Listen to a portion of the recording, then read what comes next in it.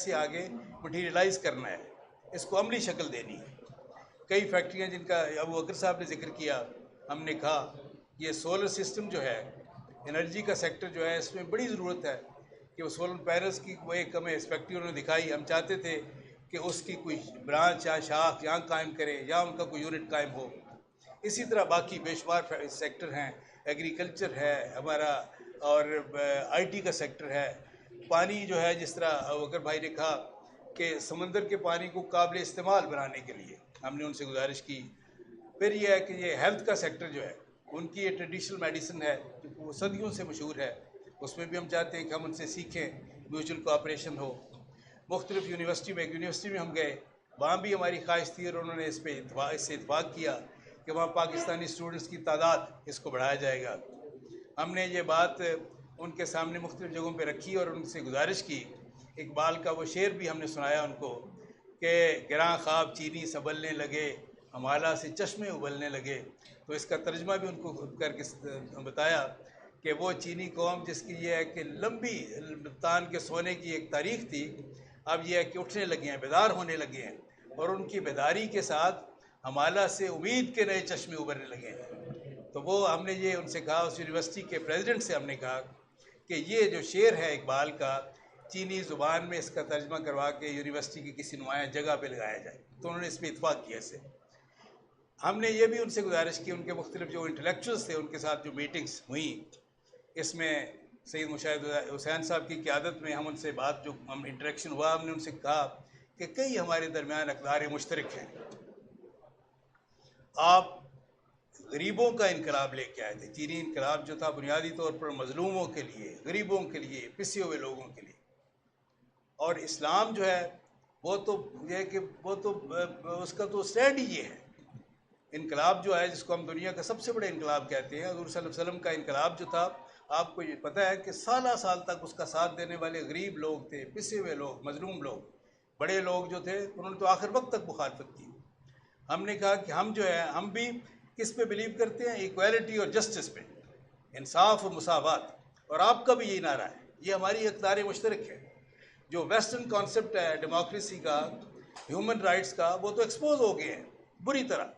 अमली तौर पर वो क्या है कि पूरी दुनिया में इस वक्त जमहूरियत की, जमहूरी कदरों की, फंडामेंटल ह्यूमन राइट्स की जो वायलेशन हो रही है, जो पामाली हो रही है, बदतरीन पामाली, वो दुनिया में दो जगहों पे हो रही है, कश्मीर में और फ़लस्तीन में।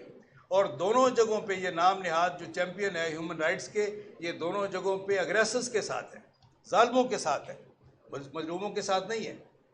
जबकि चीन जो है वो हमेशा कश्मीर के हक़ में उसने आवाज़ बुलंद की है और फ़लस्तीनियों के हक़ में आवाज़ बुलंद की है। फिर हमने उनसे ये भी गुजारिश की और उनका रिस्पांस बड़ा ही अच्छा था, बहुत मुस्बत था।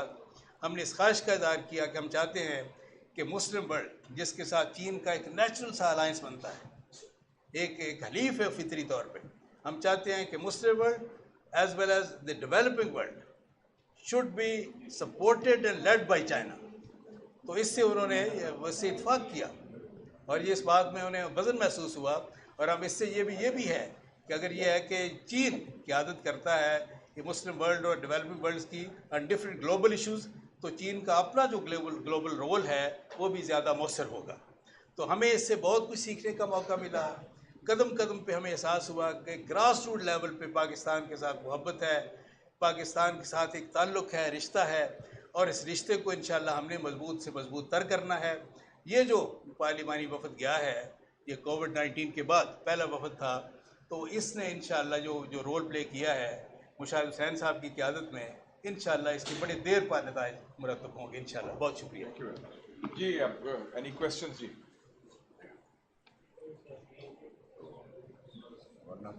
जी, सरमायाकारी के हवाले से जो है ना, वो क्या पेशकश की है कि मज़ीद कितनी सरमायाकारी देखें जी, जो सीपैक है, चाइना पाकिस्तान इकोनॉमिक कॉरिडोर, जो पाकिस्तान की तारीख से सबसे बड़ा सरमायाकारी का प्रोग्राम है, उसकी मुद्दत है 2015 से लेकर 2030 तक।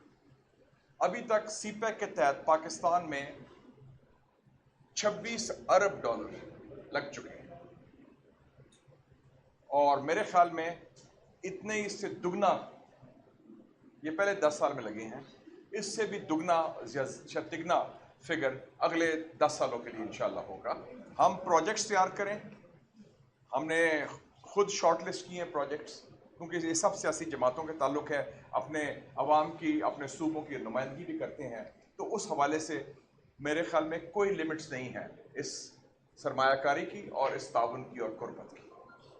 सर, सीपेक पर जो काम की रफ्तार है, क्या इस हवाले से चीनी क़यादत जो है वो खुश है या उनके अंदर कोई ताक़ुदात हैं इस हवाले से? इस वक्त वो मुतमिन है, इस वक्त वो मुतमिन है, और अभी मीटिंग भी हुई है जॉइंट कोऑपरेशन कमेटी की, और रफ्तार फिर से वो, अब कोविड भी ख़त्म हो गया है, हालात भी तब्दील हो गए हैं, तो अब वो सीपैक फिर चल पड़ा है, पटरी पर है।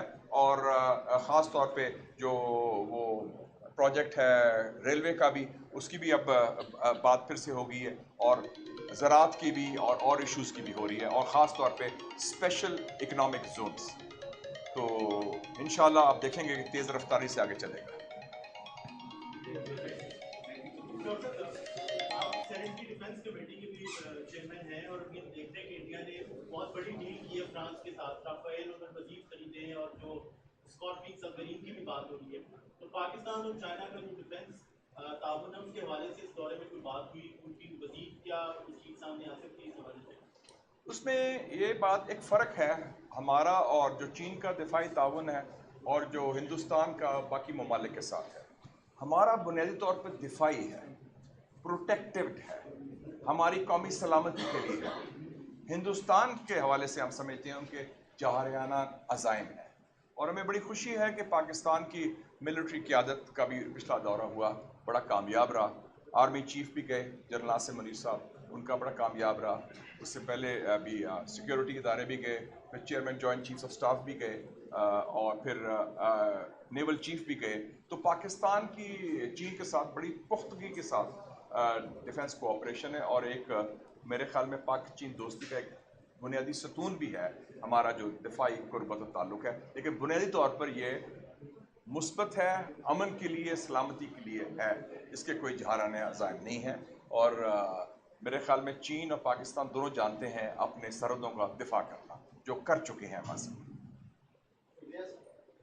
थैंक यू वेरी मच जी, thank you so much, thank you, बड़ी मेहरबानी। घंटे के लिए आना पड़ेगा। टिप्स में काट